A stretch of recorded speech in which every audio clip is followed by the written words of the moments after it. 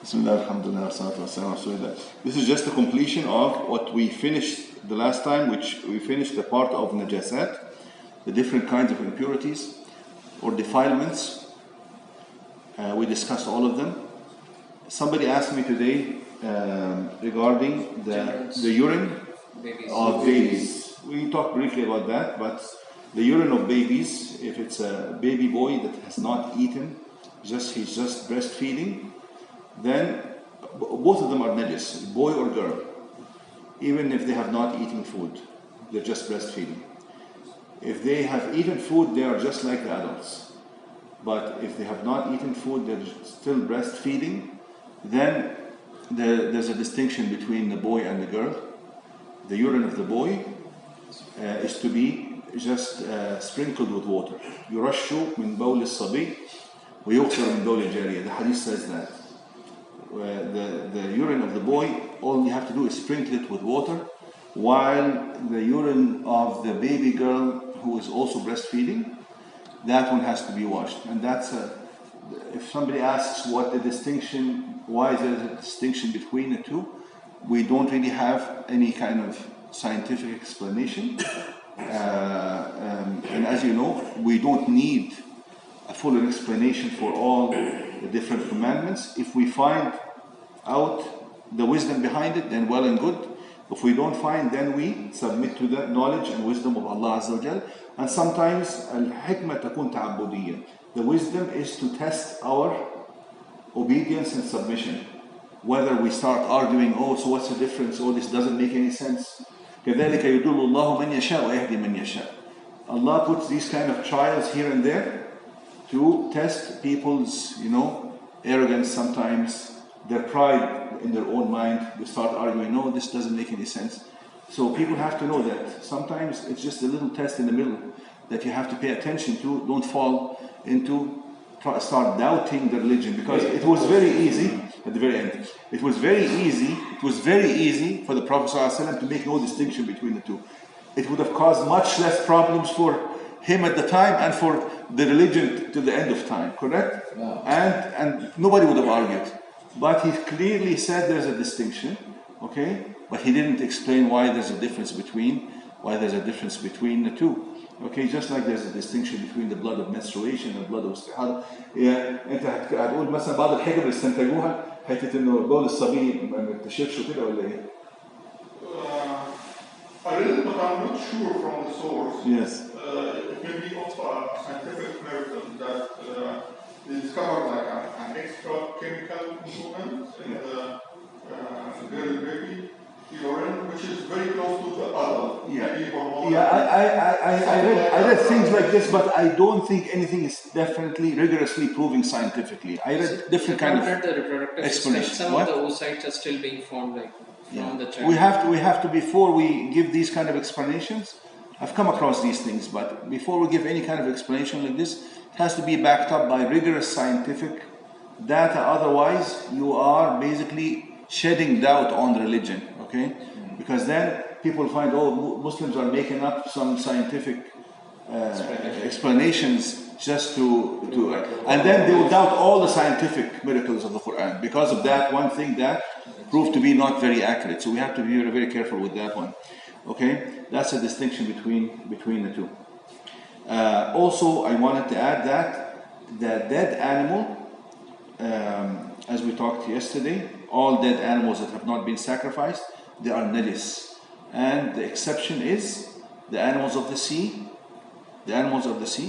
And also the exception is al-jarad. Jarad is, what's in English, jarad, is it grasshopper? I think locust. What's the difference between a grasshopper and a locust? Locust is edible. Yes. Yeah, but not grasshoppers are not. Yeah. So locusts also, if they are found dead, they are not najis and they are edible. And many communities many nations have eaten locusts. The Arabs used to eat them as well. And do they eat them in Nigeria? Yes. So that is okay. I mean, some people may consider this disgusting, but now people are eating insects of all sorts and all kinds. Go to China, go to Asia. That will be the delicacy. And it's very expensive. One time I saw a documentary on a very famous restaurant in New York. Yeah. Did you see that one? Many animals like Yeah, insects, many of the insects there. and beetles and worms and tarantulas and everything, everything that you can, Very expensive. scorpions, everything. And Is it Chinese and no, it wasn't. No, it was just a very high-end restaurant in New York. I just don't recall the name. And the plate was so expensive that to have dinner that night and eat some insects, you'll be paying like anything between like $200 to $300 just to have a plate of insects. I don't know. So yes, I mean it's okay. And also ما لا نفس له سائلة. And any insect that does not have blood, like if it was crushed, there will be no blood streak. Then that also it's dead. If it is dead, it is not considered unclean ritually. Okay, of course, and you may consider it unclean from the medical standpoint or from the cultural standpoint. But here we're talking about, if it came on your clothing, for instance, you hit it on your clothing and it died and you crushed it on your clothing or your body. If it has no blood to it, it is not najis, and that is evidenced by the hadith of Ad-Dubaba, this hadith that made so much trouble for many people because some people denied the hadith. It's in Bukhari. Prophet ﷺ indicated that إذا وقع الذباب في إناء أحدكم فليغمسه ثم لينزعه. So the meaning is that One of the things. if the fly falls into your drink, you dip it. This is what he instructed. Then you throw it out, and then you can drink. So this show, if it was najis, he would never tell you to dip it.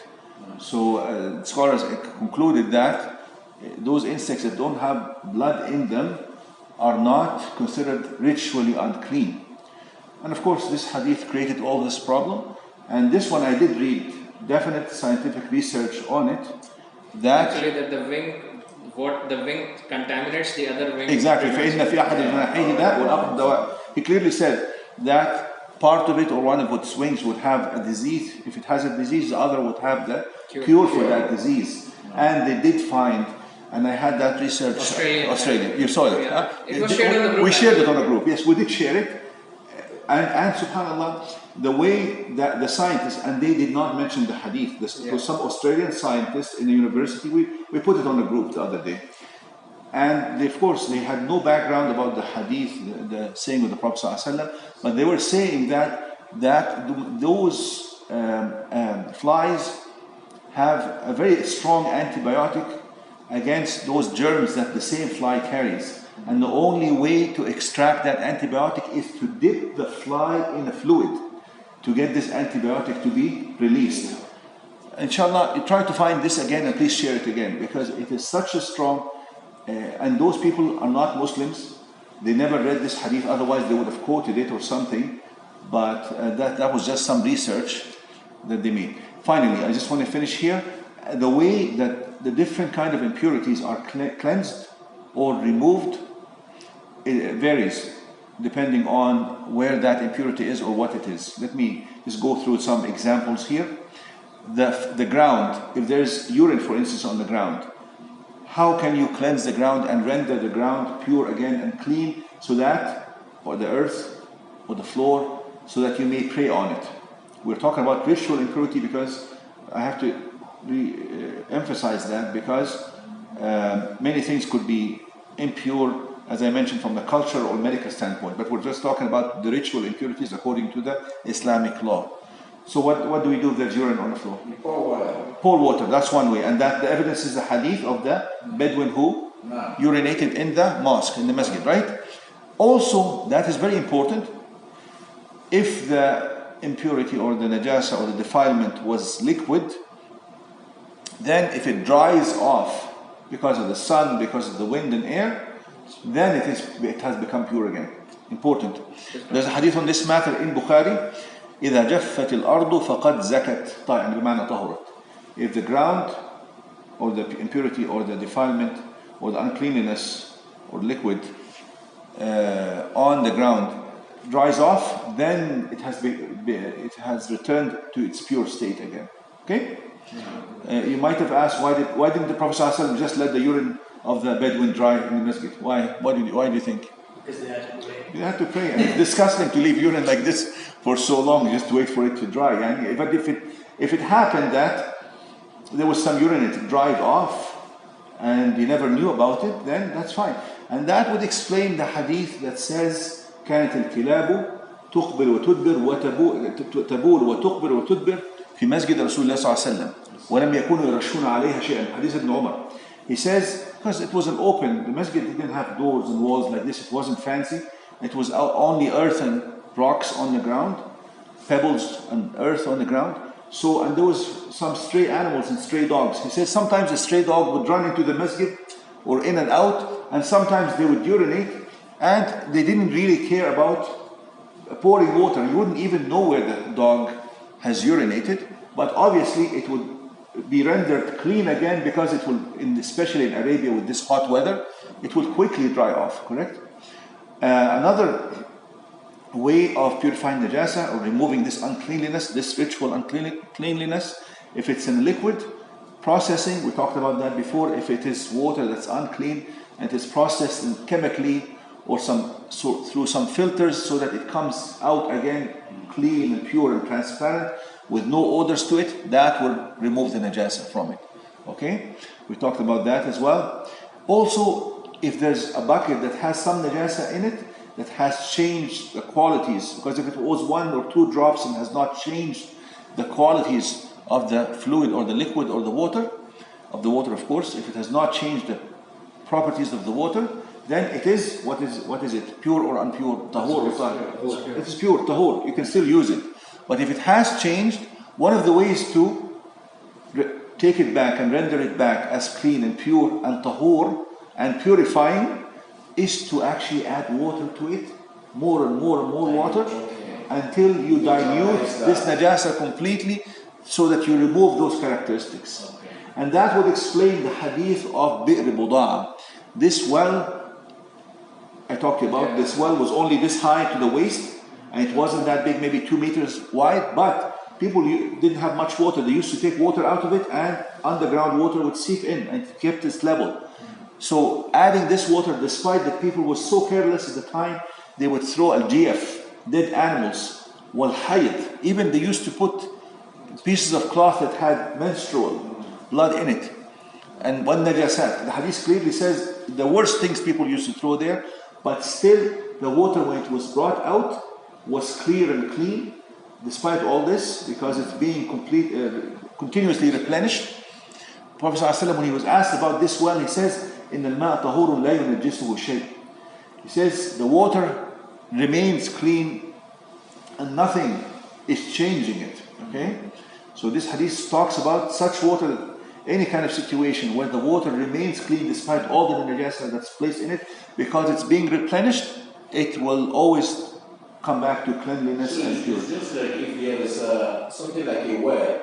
Yes. A well, and maybe a living thing jumped into it, died. Yes. So we can take it out, put all the water out, and allow the new one to seep in. Yeah, if you just take water, and even if you leave the dead animal in there, and the water always seeps in, it will keep the water. Even if it decomposes in the bottom of that well, still the water on top is continuously replenished because people are taking out, and it will remain clean. Okay, but of course, if you can take out the dead animal, it is even better and better. Okay, but just in case. But it's a deep well. How can you get there and take things like this out? Also, so if there's najasa on, you wash it. On the clothing, you wash it. The exception is 2 things that can be sprinkled with water. What are they? Just sprinkled. The boy's urine and something else. The madhi. This is the clear fluid that comes out from the man during arousal. This clear fluid, not the semen. Okay? Because semen is not considered ritually unclean. But the madhi is ritually unclean. Also, jild al-mayta, the skin of the animal. The animal that is dead, not sacrificed. But this animal, if it was sacrificed, the skin is considered clean right away and pure. If it was properly sacrificed, the skin of that animal, even without tanning, it's still considered clean. But if it died, that is when you do the tanning, and that is how you purify it. But that only applies to the animal that you would have been able to eat if it was sacrificed. But if it was a najis animal to start with, like a dog or a pig, for instance, no matter how much tanning you do to it, it will remain najis, because the najasa is within the substance itself. You cannot clean that. This is like if you have some feces, for instance. No matter how much water you put on it, the substance is still itself. The essence of the substance is najis. You have to annihilate the whole substance to take away the najasa. You follow? Okay. And then bawl al-bint, we talked about bawl al-ghulam, we talked about the urine of the boy and the girl. Whatever the dog's saliva has come onto, and of course, for greater reason, if it's his urine or feces, and if it's just the saliva, you have to wash it 7 times, one of them with earth. What if it is the urine or feces? Even, at least that. The very least is you have to wash it the same as the saliva. Okay. We talked about the medi, the menstrual blood. You have to wash it off. If remains some reddish color on the clothing from the menstruation, sometimes that reddish color might not come out. It may sometimes stay for months. That does not affect it. As long as they washed it properly, even that red color, sometimes this pigmentation, because this is iron in the blood. Sometimes it stays for such a long time in the fabric. Okay, that does not affect it. If there's najasa on the shoes, they can be cleansed and rendered pure again through what? Walking, exactly. Just walking and rubbing it against the earth. Okay. If you discovered it just as you're entering your house, you can just rub it on the earth. And the same applies to the clothing. The end of the clothing, especially a woman, if it is long, a dress, يُطَهِّرُهُ مَا بَعْدُ, according to the hadith, when the women asked, because they used to wear very long dress to cover their feet even. So they said to him, our dresses are, we pulled them behind us, and sometimes some najasa may come on them. He says, as you walk, it will be cleansed. Okay. If some najasa fell into a pot of something such as semen, like ghee or something like this, you can take that out, because there's a hadith in which the Prophet ﷺ was asked about a dead mouse falling into a pot of ghee. He says, you take it out, وَمَا حَوْلَهُ, and the surrounding, because the surrounding, if it was decomposed or something, possibly some of the uncleanliness of that dead animal might have seeped into that. He said, you take it out and the surrounding and you throw it away. Okay. Finally, if the spot of najasa came on your clothing and you know where it is, you wash it off. Okay. If it's just one spot of urine, for instance, came on your underwear, what do? You don't have to wash the whole thing. Just wash that area. But if you don't know where it is, what do? You have to wash the whole thing. You have to wash the whole thing. If there was a najasa that has been transformed into something else, such as there was some najasa and this area was burnt off, and then you can't even detect the characteristics of that unclean material anymore, this is called al-istihala. It has turned into something else already. Then there's no more. Okay. And the origin of everything, that it is tahir. Everything is pure unless proven otherwise. That's very important. That's the general rule. Everything is pure. And so if somebody says something is unclean ritually, you have to ask them for the evidence. And a good example for that, we said, was the blood of the human being. How can they make the blood of the human being najis when we have all these pieces of evidence that indicate otherwise, and the original state of the blood is that it is pure? Why would you make it najis unless there's something evidence? Did we answer your question as we went, or what? No, I was. One of them was a comment. That a lot of the time science doesn't know yet the distinction. So if we're talking about this distinction, maybe at this time science doesn't know. Absolutely, that's a very important point. Science might not know something, because science, the human science, the collective science of humanity, is going up like this. It's a curve, and the curve is still going up. If you go back 1,000 years, the curve was here. Now the curve is here, but it will keep going up, going up, going up, going up. Okay. While the knowledge in the text of the Quran that came from Allah Azza wa Jal, the revelation from Allah, it doesn't start here and go up. Okay. It is at the highest level, and it is accurate, sound, scientific fact in every single aspect. So it's up here. While the human knowledge is going up like this, the curve is going up like this. It will never actually reach that thing, but it will always remain below it. Sometimes in certain aspects you might reach the facts. When you reach the facts, then it will be in accordance to what was revealed in the book. الذي لا يأتيه الباطل من بين يديه ولا من خلفه تنزيل من حكيم حميد. That this book, there is no falsehood that may approach it, whether from in front of it or from behind or from any direction, because it's totally preserved. لكن الله يشهد بما أنزل إليك أنزله بعلمه. Allah bears witness to this book that He has revealed it containing His knowledge, and you cannot compare the knowledge of all humanity all together collectively compared to the knowledge of Allah Azza wa Jal. Okay, we'll stop here. I have a question. Okay. No, give him a chance. So we talk about the sisters' dresses, the long gown. Yes. So when they walk along and if it's maybe got in contact with physics or whatever, Yes. and it's clean by continuous walking on air. Yes. What happens if it was to be like here now? You have sidewalks made of concrete. Yes. Not air. Yes. Does this really matter? Does this change the position? Yeah. No. There's still be a surface of earth on top of it. Yeah, it might not be much, but yeah, there's still a film. I have never come across that, but I know there's still a film of earth. And nowadays, yani, alhamdulillah, people don't wear that long anyhow. So there was if the urine or feces, how you were saying, if it dries out by the sun and it's in the air, we don't have to wash it. Yes. What about the stains that are left from it? Yeah. No, the stains, a coloration or something, that doesn't matter. Just like we talked about. It is considered clean. Absolutely, as long as it dried off. Yeah, it's Correct. okay. Okay, stop here, inshallah.